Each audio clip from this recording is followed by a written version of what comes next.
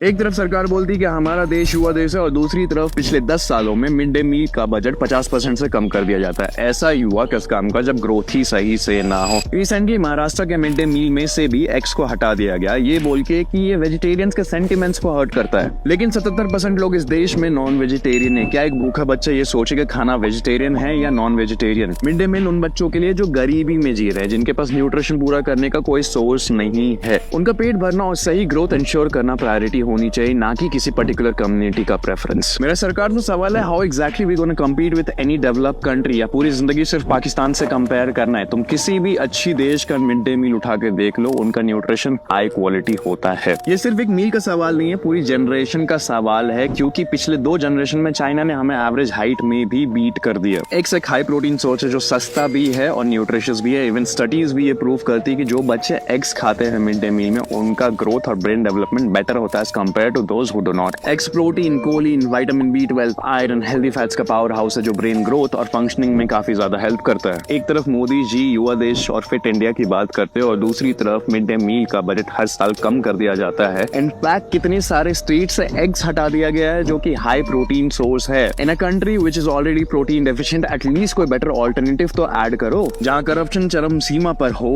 और फोटो खींचने के लिए प्लेट में एग डाला जाता है, उस देश में मिड डे मील का बजट कम करने का क्या सेंस बनता है?